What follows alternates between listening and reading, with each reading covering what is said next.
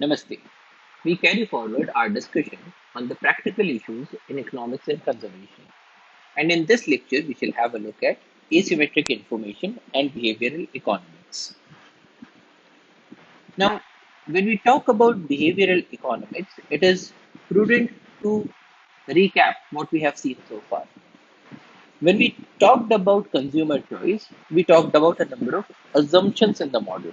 Now, these are the assumptions that we normally make whenever we are making any economic analysis, because these assumptions simplify things. So, in an earlier lecture, we had looked at what a model is. So, a model is a simplified depiction of reality. If you look at the reality is very complicated, and so to make a sense of the reality, to look at what are the underlying principles or laws of economics, we need to make certain assumptions. And some of these assumptions include things like rational behavior. So when we talked about rational behavior, we said that consumers are always trying to seek to maximize their utility. And throughout this course, we have said that the buyers try to maximize their surplus, the sellers try to maximize their surplus, and that everybody is a rational being, which meant that everybody is using all sorts of information that they can have access to and are actively processing that information to come up with a decision. But then this assumption is not always true, because in a number of cases we do not have the information at all. Or if we have the information, then also we do not have sufficient time to process that information. And in certain cases, even if we have the time, we may not have the ability to process, because the processing power of our brains is limited. So, rational behavior is an assumption that can be violated in certain points of time. Then, in the consumer choice model, we had said that preferences are complete and the consumer fully understands his or her preferences, which permits an unambiguous decision. But then, if you visit any restaurant, you will have the idea that in a number of cases we cannot make an unambiguous decision, because at times we get confused. At times we start to think, okay, should I have a mango ice cream or should I have a pineapple ice cream? Whereas when we were talking about the model, we were saying that the preferences are complete and the consumer fully understands their preferences. But that is not always the case. We said that preferences are reflexive. If goods A and B are identical, the consumer will be indifferent with regard to A and B. However, in certain cases, people do attach an emotional sense to things. And so, even if two things are identical, people might want to prefer one and not prefer the other one. We said that preferences are transitive. If A is preferred over B, B is preferred over C, then A must be preferred over C. But this again is not always true. We said that preferences exhibit a non-satiation, which means that more is always better. But then that again is not true in a number of cases. For instance, if you are given an option to eat ice creams, you cannot just go on eating ice cream. There will be a point where you will say, oh, I'm full now, I cannot have any more.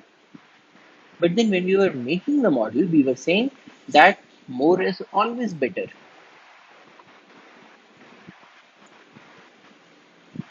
So there are a number of cases in which our assumptions do not always hold true. Then we also said that indifference curves exhibit diminishing marginal rates of substitution, resulting in a bow. So this is generally true, but then goods are available in all quantities, including parts. This is not always true. But the bottom line is, most of these assumptions do not apply in the real world. So how do people make decisions in the real world? Is the next question. So we began with a simplified understanding of economics by making use of models to simplify the reality. But then we also need to understand what are the lacunas in our simplified models. How are they different from the real world? And how do people in the real world make their decisions? And we will explore this by using an example. So in an earlier lecture, we had looked at the production function. So the production function tells that the output per hour, when the number of workers increases, it goes on increasing, but then it starts to reach a plateau. So the output does not just go on increasing, it will reach a plateau after a while. And so if you have any more number of workers, then the marginal productivity of those workers will be less. But then if we concentrate on this section, is this always true? If you have one or two laborers, can you be assured of this output per hour? Or is there something else that you need to be concerned about? So let us say that in this firm, two laborers were hired. So will these two laborers give this output at all times? Or is there something else that we need to look at? And this is important because this is the basis of the understanding of the marginal product. Marginal product of labor, as we had seen, is the increase in the amount of output from an additional unit of labor. And we had seen that the marginal product of labor, it goes on decreasing, which is another way of explaining the production curve. And in this context, we had said that there is this law of diminishing marginal product, which says the property whereby the marginal product of an input declines as the quantity of the input increases because of crowding, insufficient access to equipment, chit chats, and so on. But is it possible that even when we are having just one or two laborers, they are not putting up their best? Now, as we'll see, this is true in a number of cases. Now, we had used this property of diminishing marginal product to compute the value of the marginal product, which is the marginal product of an input times the price of the output. And here we are seeing the value of the marginal product of labor, and we saw that this is also going down because in the case of a fixed price, this will go down. So the curve will look very similar to that of the marginal product. So the value of the marginal product looks very similar to the marginal product. And we had used this to find out what is the profit maximizing quantity of workers that we should be hiring in a firm. So we had said that the profit maximizing quantity is given by this point where the value of the marginal product of labor intersects with the wage rate. And this value, in this case, the four laborers, is the number of workers that the factory should be hiring. The question is, does this hold true in the real world? Because in the real world, workers often do not perform when they are left unsupervised. So in this case, we are talking about four workers that should be hired to make the product. But in the real world, what we observe is that we do not only need these four workers, but we probably also need a supervisor. And probably also a supervisor to look after or supervise the supervisor. Now, why is that so? So this is because of things such as moral hazard. Moral hazard is the tendency of a person who is imperfectly monitored to engage in dishonest or otherwise undesirable behavior. It is the tendency of a person and a person who is imperfectly monitored. Now, when we were making these models, we never talked about monitoring. So this is something that we had left out throughout our understanding of economics because we were taking people to be rational beings. We were taking everybody to be honest person. But in the real world, things are a bit different. Sometimes things are very different because of things like moral hazard. If people are not perfectly monitored, then it is possible that they will engage in dishonest or otherwise undesirable behavior. In other words, what we are saying here is that even when you have these two workers, and in theory, they should be giving out this output of 90 units of products in an hour. In a number of cases, if they are not properly supervised, they will not make this. There will be a number of situations in which workers might try to steal or workers may just spend their time or waste their time and do nothing.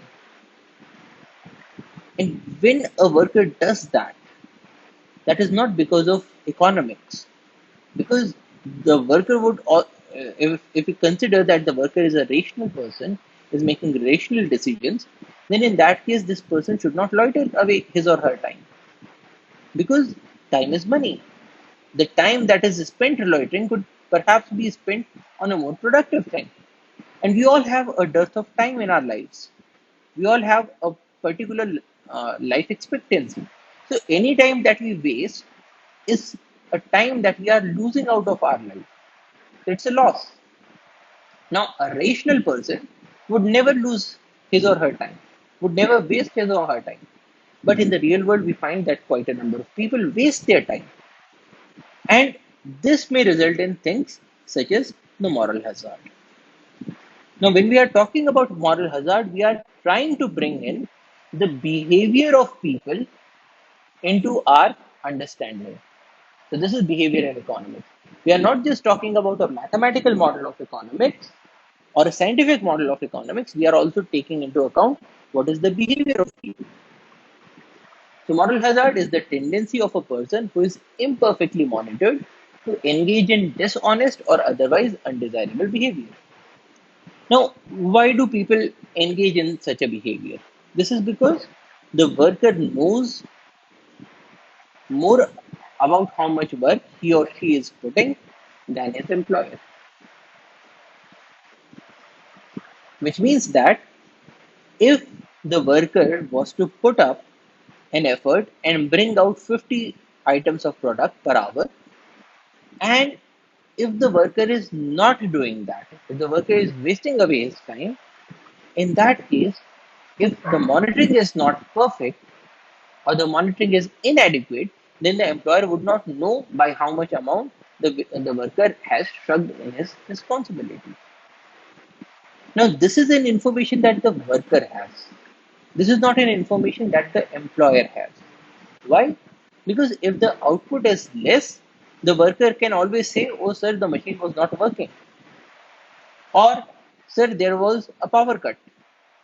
Now, if the supervisor is not there, if the owner of the firm is not doing an adequate amount of monitoring, if the owner does not have access to the electricity logs or does not have a CCTV camera put in, then the owner might just not know what has happened.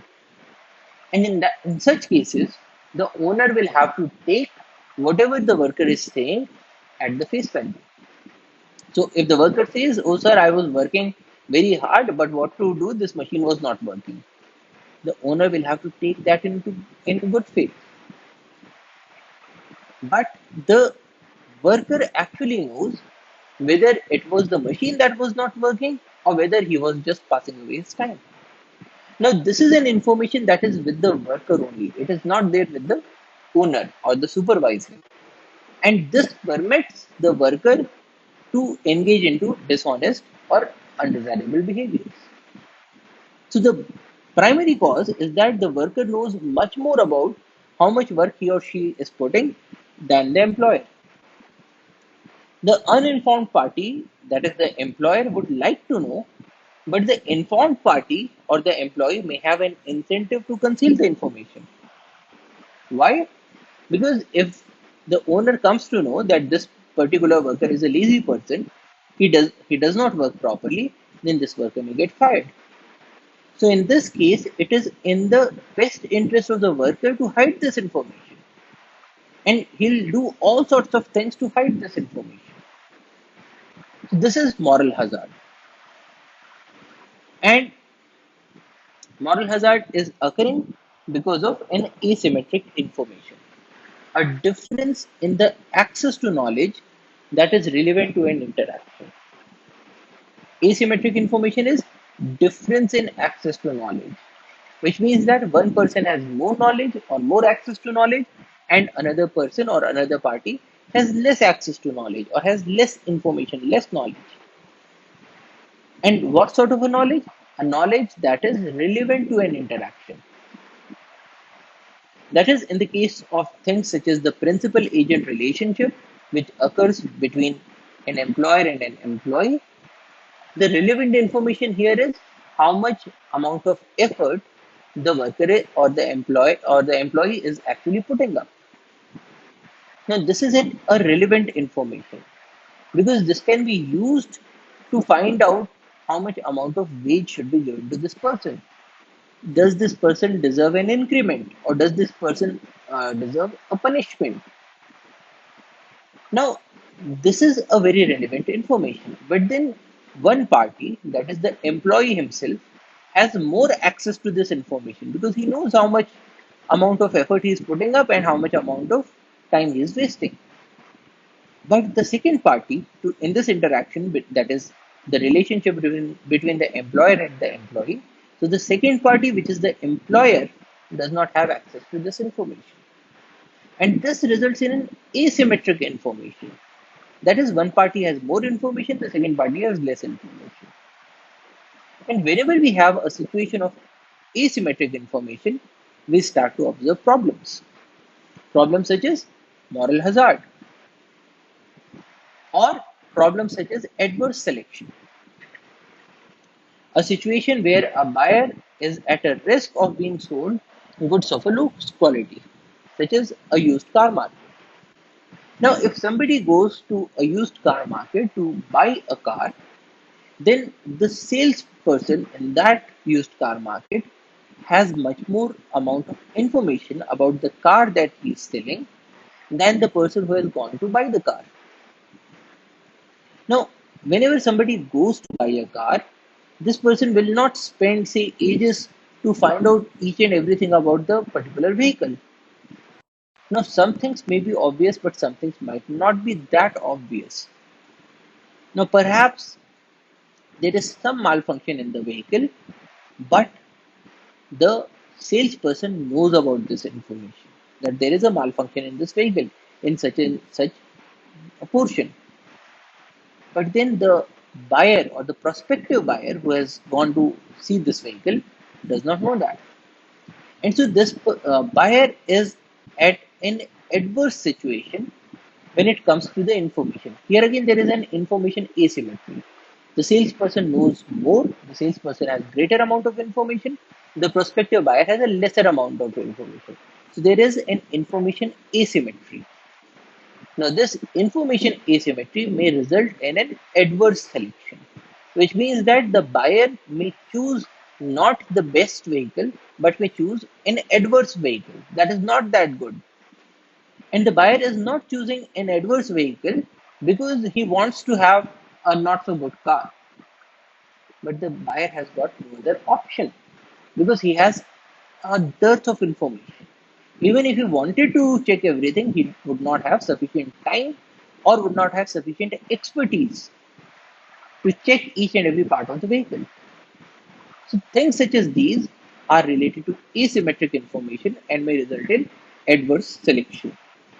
A situation where a buyer is at a risk of being sold goods of low quality. And when we have these situations, in a number of cases, they increase the cost of transaction. Now, remember that when we talked about the surplus, when we talked about the total surplus, we had said that the cost should be low. Because when the costs are low, then the welfare is maximized, the surplus is maximized. But the problem with asymmetric information is that it increases costs because the uninformed party has to put in effort to get the information out, such as go for a better monitoring, install a CCTV camera, employ more number of supervisors. Now, supervisors is something that we had not considered when we were looking at the microeconomics of the firm. Because we just said that, okay, one person is giving out so much amount of output, and so many people must be hired. But then to make way for this point that the person might not be working to their fullest or maybe engaging in an undesirable behavior, the employer might have to install a CCTV camera. Now, when the employer installs a CCTV camera, then it increases the cost of production. because somebody will have to pay for this CCTV camera installation and running. And so these costs will be recuperated from the sale of the thing, because this is uh, an additional input that the owner has to make. Similarly, the owner may employ a few supervisors. Now, the salary of those supervisors is a cost that is being added to the cost of production. And so the surplus of the producer would go down because his costs are increased. Another option is to pay above equilibrium wages, such as efficiency wages. So, paying of above equilibrium wages is another way to solve the moral hazard, but then this also increases the costs. Or the owner might say that, okay, we will go with for a delayed payment, which means that the owner might say that, okay, we will give you a year-end bonus. Now, this year-end bonus would ensure that the person has got more to lose. If the employee does not work that hard, then the employee might not know currently, but then at the end of the year, the owner might always say that this year you did not work hard, and so I'm not giving you the year-end bonus. Now, these are all ways to counter the problem, but all of these are also increasing the cost, they are also increasing the complexity. Similarly, we have measures to control the adverse selection. Things such as avoiding the used car market. But then, if the market is avoided, it means that the market is being shunned. The market is not working. And so, the surplus that this market could have provided is lost.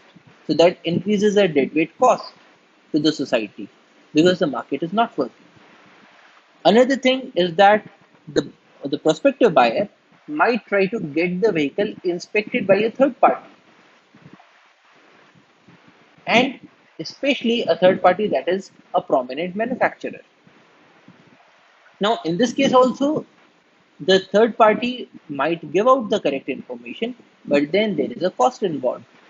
The prospective buyer will have to pay to this third party to get the vehicle inspected. So, all of these measures are increasing the cost of transaction, and when the cost of transaction increases, it means that the surplus reduces. Now, in this context, we can always talk about signaling and screening. Now, these are two ways to counter the problem of asymmetric information. Signaling, we have seen it before as well. It is an action taken by an informed party to reveal private information to an uninformed party.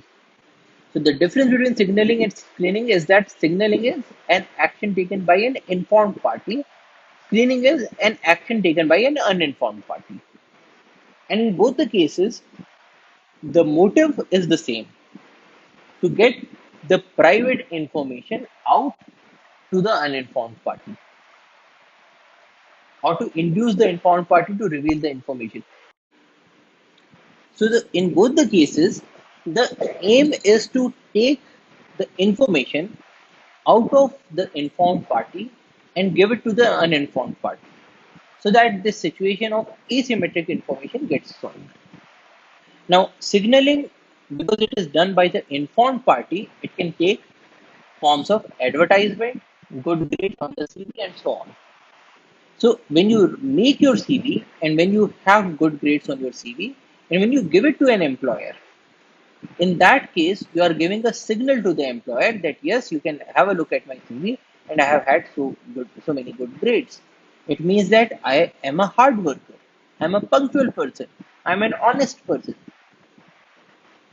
Now, a person who is not hardworking will not be having those good grades. And so this acts as a very good signal. We had also seen that there are two characteristics of a good signal.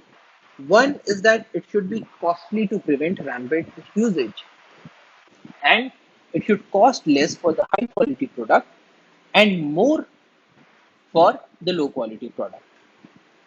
And which is why good grades become a very good signal, because a person who is not that hardworking will find it very difficult to have good grades. Whereas a person who is hardworking will find it very easy to have the good grades. So it is costlier for a not hardworking person to have this good grade on his CV to use as a signal, whereas it is less costly for the hard worker to have good grades on his CV and use them as a signal. Now, because of this differential costing that is involved, differential amount of effort that is involved, grades become very good signals. In the case of screening, it is an action taken by an uninformed party to induce an informed party to reveal the information. So in this case, the uninformed party is doing something, and that something is to induce the uninformed party to give out information about itself, such as asking for a third party check of a vehicle. Now, if somebody goes to a used vehicle market, finds a vehicle that he likes, and then asks that he wants to go for a third party checking of this vehicle.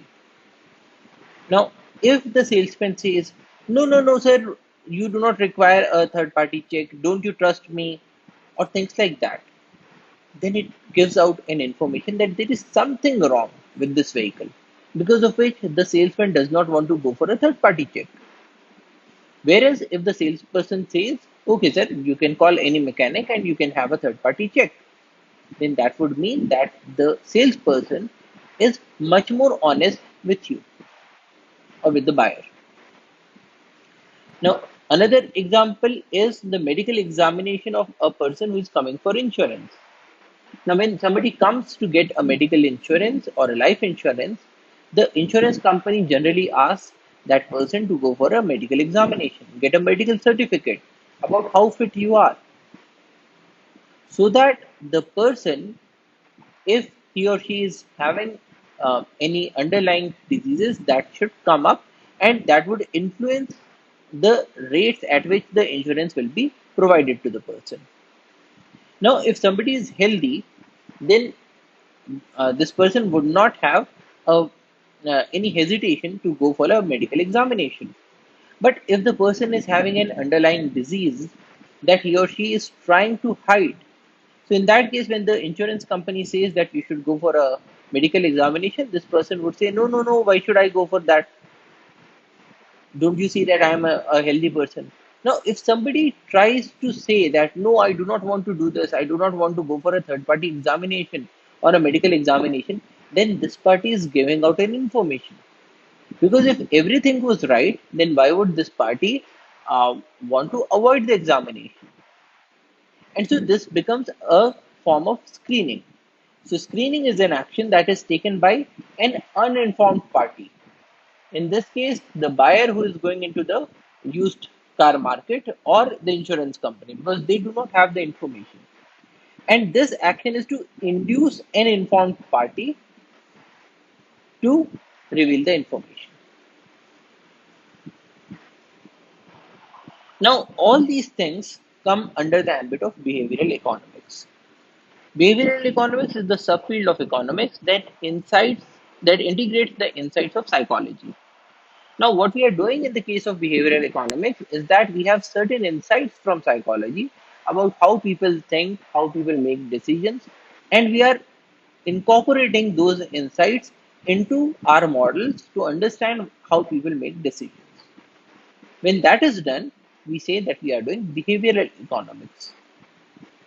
And some psychological insights that are incorporated are things like people aren't always rational.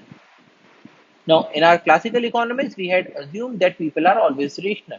But in this case, we know from psychology that people are not always rational. So we have to make space for that.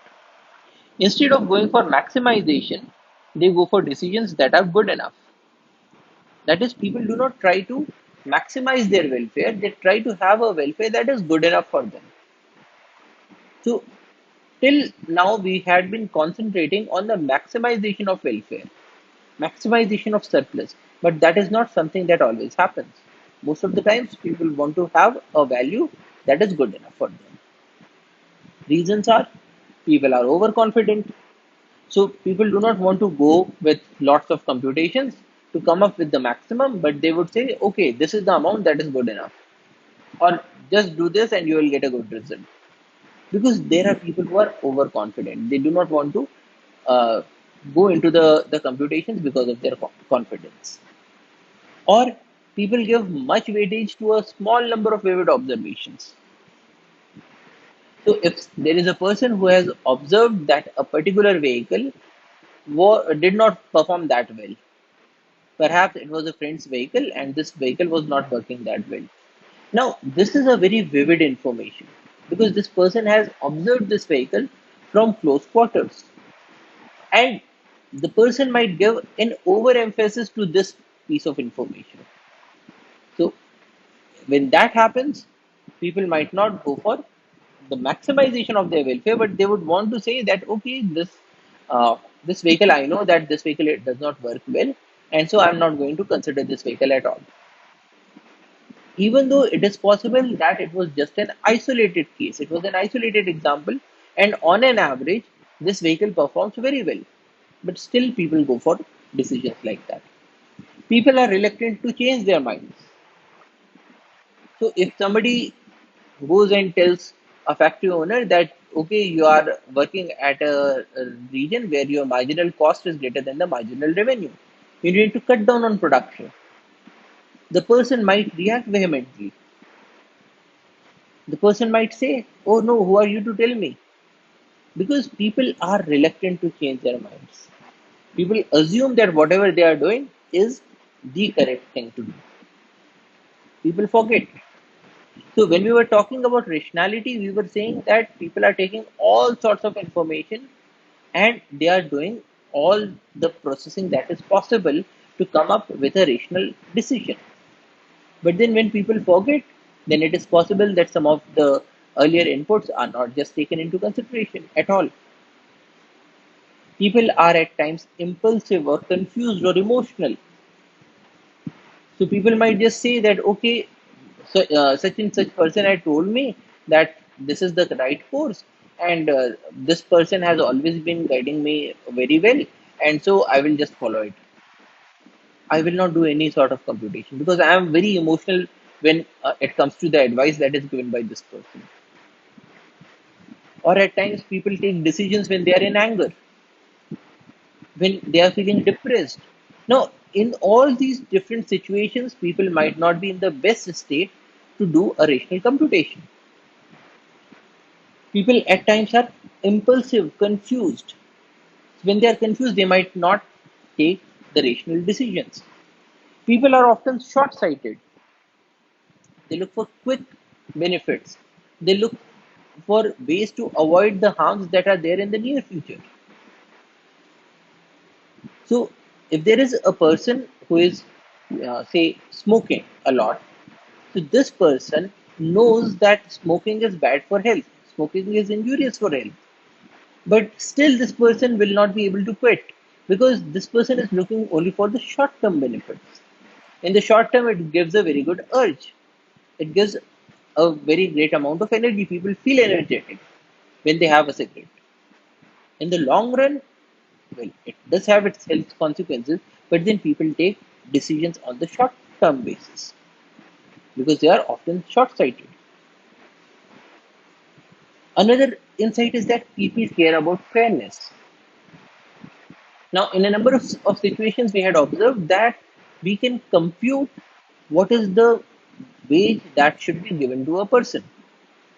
We can look at the supply of workers, we can look at the demand for workers, and compute what is the equilibrium wage that should be provided to a worker.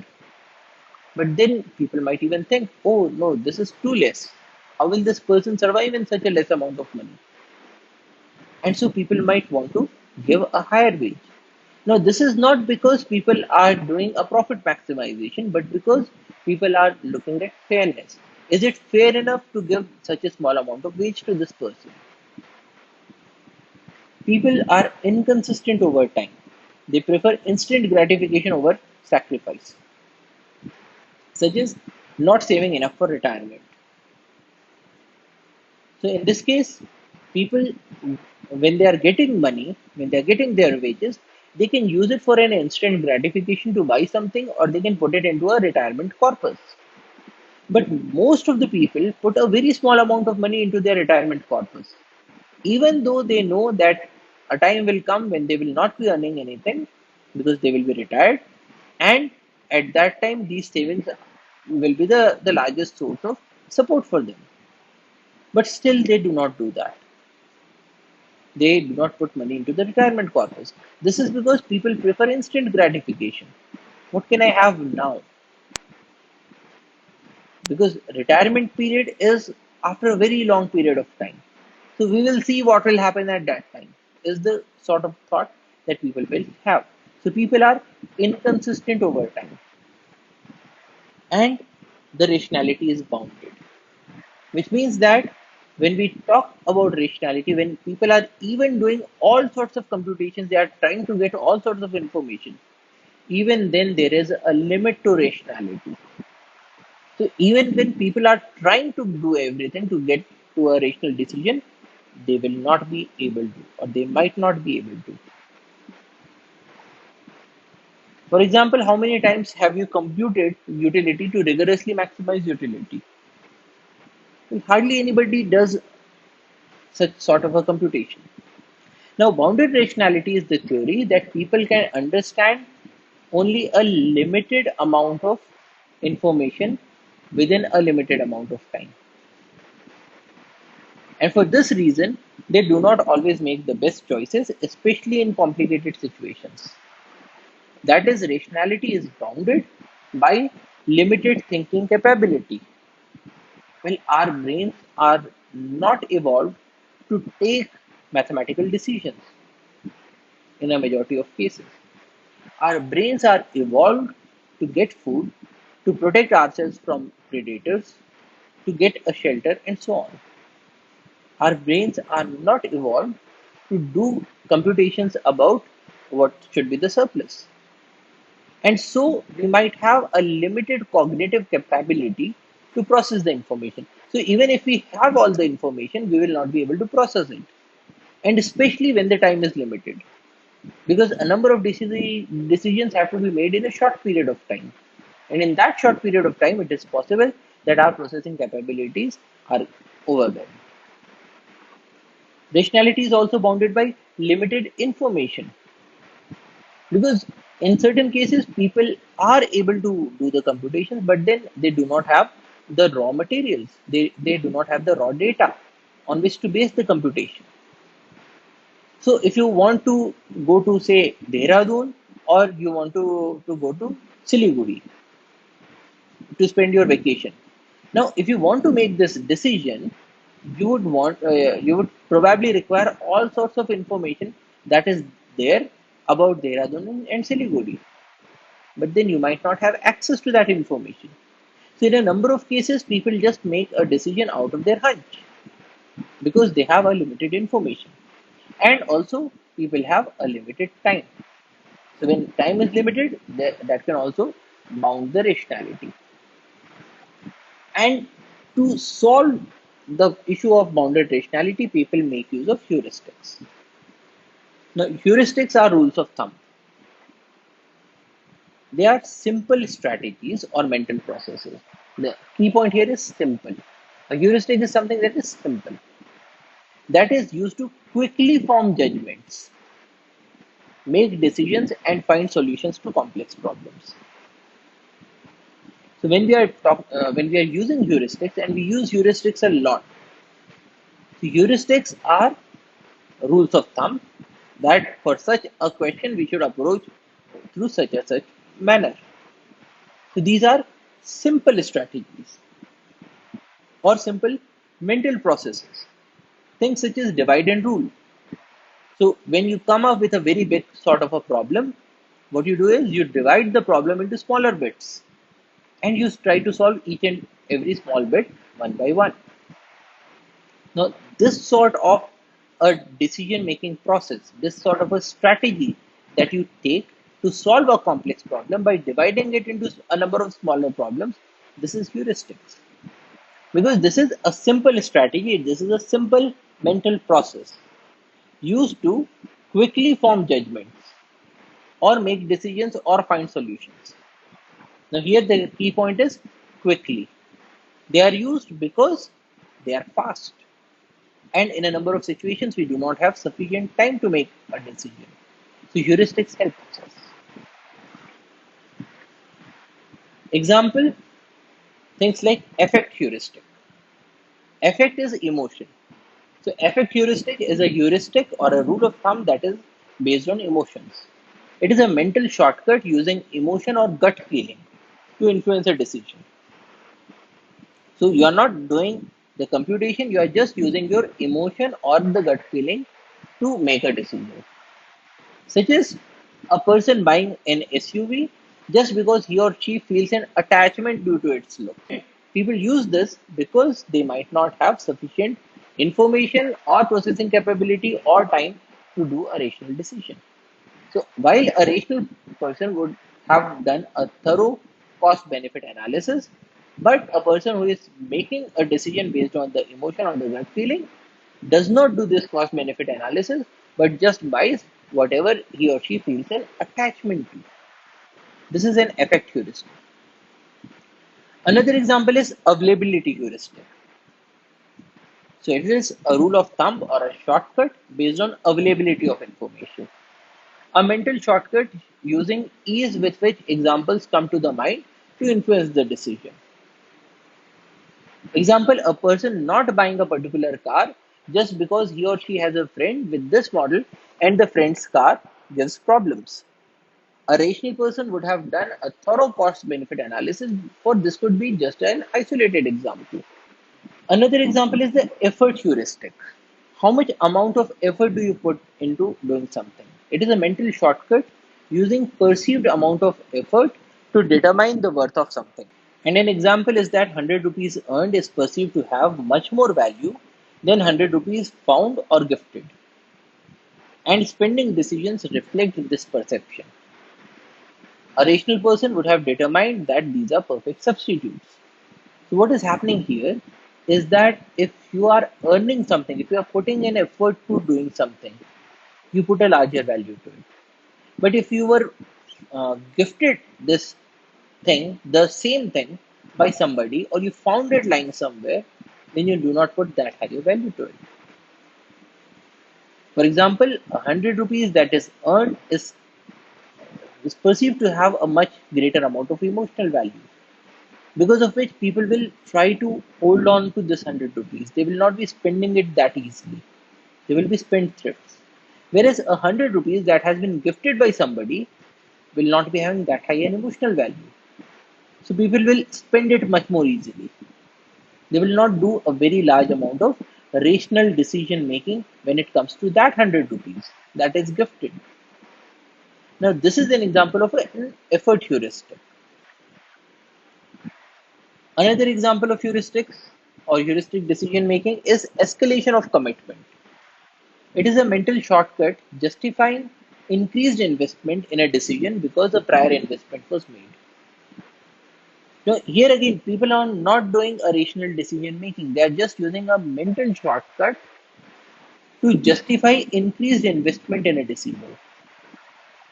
Example is a person buying a used car for 2,40,000 rupees, spending 40,000 on it for repairs, and still allotting 50,000 rupees more for repairs when a new car could be bought for 3 lakh rupees. Now, in this case, the person bought this car for 2,40,000, thinking that it is less than 3 lakhs. The person has already spent 40,000 rupees. So now the amount that has been spent is 2,80,000. But now the person is still allotting 50,000 rupees more for the repairs.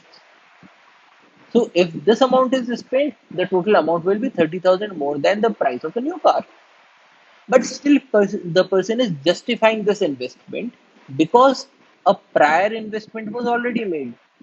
So the person would think that because I have spent already 2,80,000 rupees, so 50,000 more is not that high a price or that high an investment.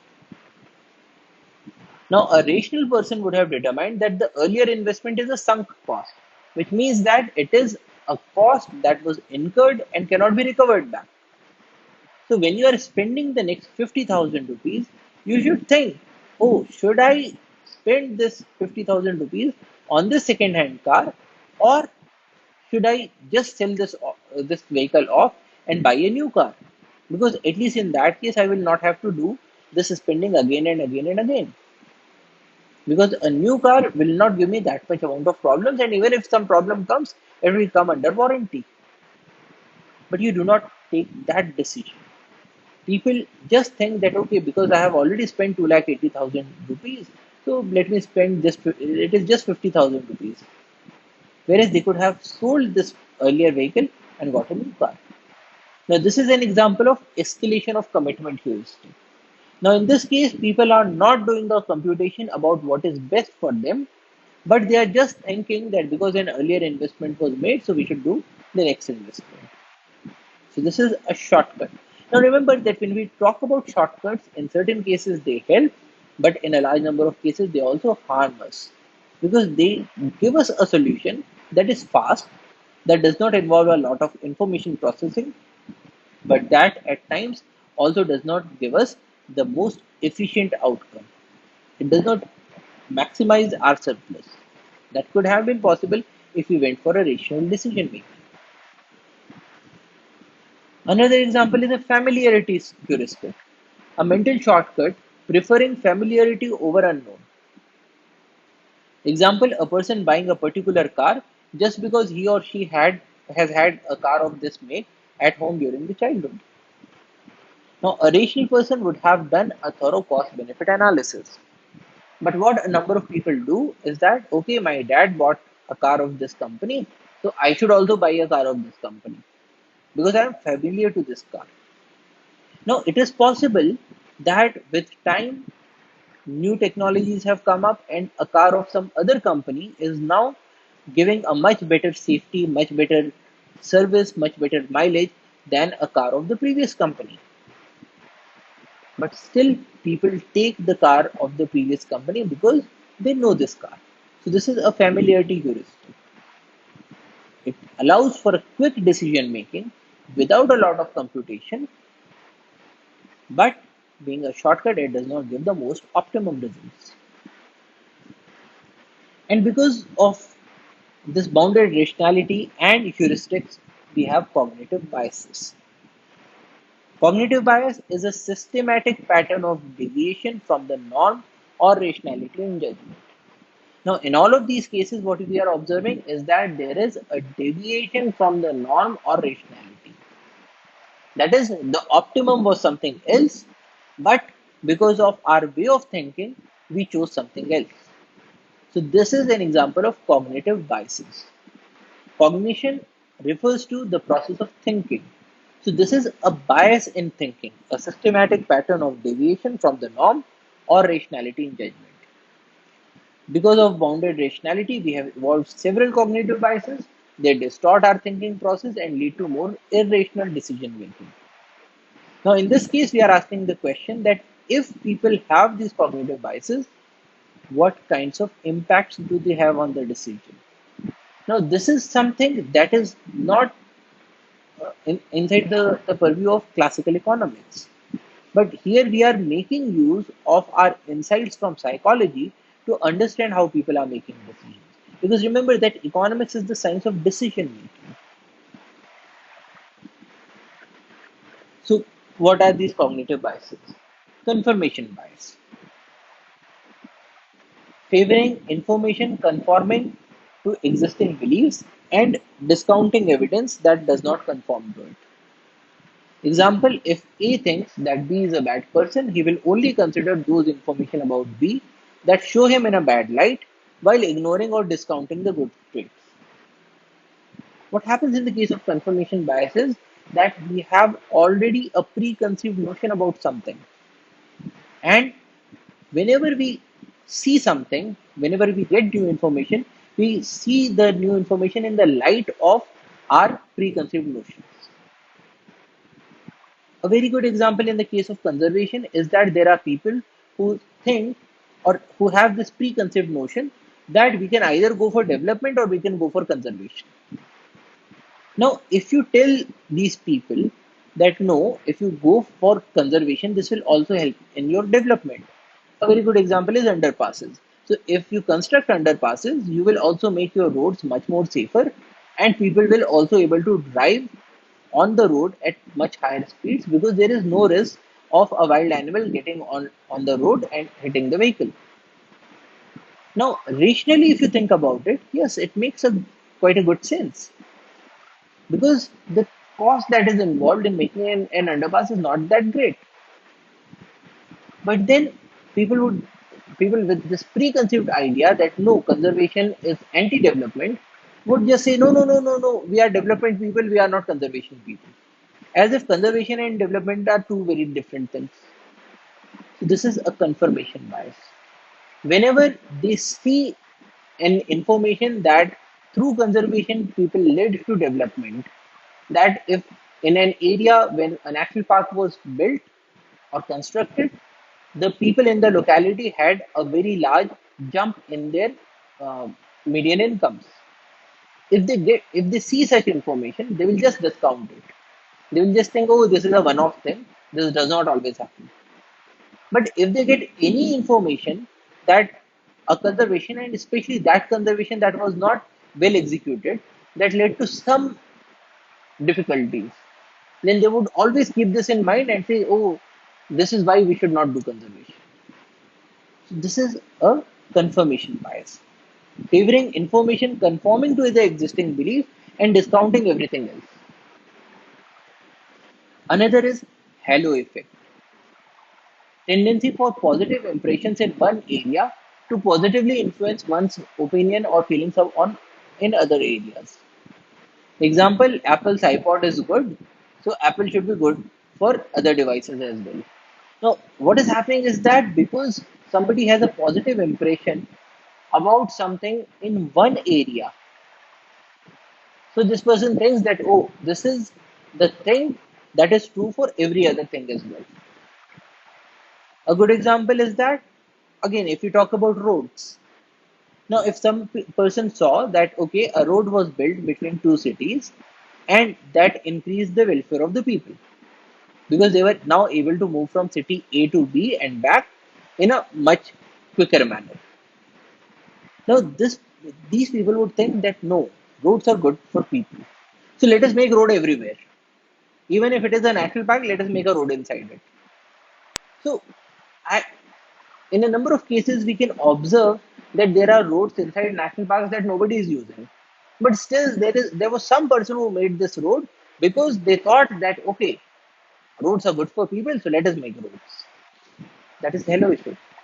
A positive thing in one aspect is taken to be a positive thing for everything else. On effect, tendency for a single negative trait to negatively influence one's opinion or feelings in other areas. A person is not wearing clothes properly, so the person must also be lazy. Well, it is possible that this person is just coming out of um, a train with a very long journey. So this person is not looking very sharp. But that does not mean that this person is lazy. But what people do is they just take one thing and put the same feeling to every other trait. So in the case of the horn effect, tendency for a single negative trait to negatively influence one's opinion or feelings in other areas. In the case of conservation, we have observed examples in which when a national park was built and there were, say, in a village of, say, 1000 of 100 families, say 95 families wanted to move out. Because in any case, who wants to live in the center of a jungle surrounded by animals? So everybody wants to be a part of the mainstream. And whenever a national park is made, then people are given a very large sum of money as compensation to move out. And we have this thing that moving out has to be voluntary. So you cannot force anybody to move out. So it is a voluntary decision that people make. Now 95 families decided that they wanted to go out and they made use of this opportunity. But there were five families who for some reason wanted to stay inside. Now a person who is using the horn effect would just look at those five families and say flash it on the media and say that, oh, see, these are the five people and they wanted to live inside, but everybody has left them. And so conservation is bad. We should not be making any natural parks. So that is a hornet. This is again a cognitive bias. Because in this case, we are not looking at the benefits that the national park is providing to people. We are not looking at those 95 people who or 95 families who wanted to move out voluntarily and at least got this option through the construction of the national park. No, we just look at one negative thing and we spread that negativity everywhere. Another is fundamental attribution error, a tendency to differentiate situational and innate attributions for self and others. That is, if I came late, it is because of the heavy traffic, which means that if I am doing anything late, if I am not doing anything good, then it is because of the situation. It is not because of me. I'm good, but the situation was bad. But if he came late, it is because he is lazy. So for other people, we say that if anything negative has happened, it is because those people are lazy people. Those people do not work properly. But if we are not doing something properly, we will say, oh, this is not because of me, this is because of the situation. This is fundamental attribution error, a cognitive bias. Priming, exposure to one stimulus influencing response to another stimulus, which may or may not be related. The look of a well set restaurant enhancing the taste of food. Now, what is a well set restaurant's look got to do with the taste of food? But then this one stimulus influences the response to another stimulus. Affinity bias, bias towards people like ourselves or people with the same language or from the same region. We have observed that this is a major reason for discrimination in the labor market. But still, people do it. Self serving bias, a tendency to claim more responsibility for success than for failures. I topped because I worked hard. But then, if I failed, it was because the examiner was biased. So we are always self serving. Framing effect, people deciding people deciding based on whether the options are presented with a positive or negative connotations. A treatment with 30% probability of saving lives is preferred over a treatment with 70% probability of death. Now, look at both of these. Both of these mean the same thing. 30% survival is 70% death. But then, if you present it in a positive sense, then people like it more. This is a bias. Hindsight bias, a tendency to perceive events that have happened as having more predictability than they actually had. So, in the hindsight, people would say he should have known that doing this would damage the machine. He should have known. But then they discount the fact that this person, had he known that it would destroy the machine, he would not have done that. Because in the hindsight, it is easy to see things, but in the foresight, it is difficult. Gambler's fallacy, a tendency to perceive that if certain events occurred more frequently than normal in the near past, then they will occur less frequently than normal in the near future. I lost 5 times in a row, so now I'll win. Now, in such cases, people, in a number of cases, they lose out like anything. Because a gambler always thinks that, okay, 5 times I have not won, the sixth time I'll win. The sixth time when he again loses, he will think, oh, I have lost for 6 times, in the seventh time I'll win.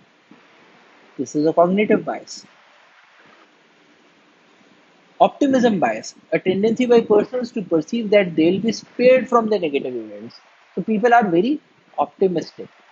I won't suffer from a car crash, so I don't need to wear a seatbelt. As if the person is something out of the world, that they would not suffer from a car crash. This is an optimism bias. Herd mentality, a tendency to perceive certain decisions to be correct just because many people are making those decisions. So everybody is buying this company's stock, so I should also buy. Everybody is buying car of this particular make, so I should also buy.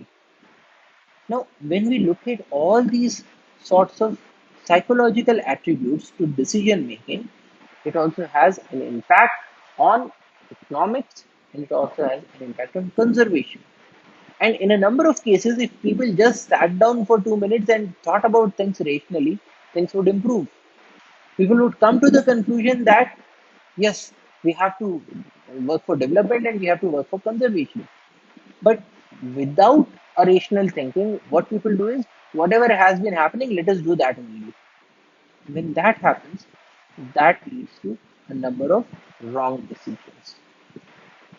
So this is something that needs to be kept in mind. Rationality is bounded, and if you know that rationality is bounded, you will be working more towards ensuring that no, you are not taking everything for granted.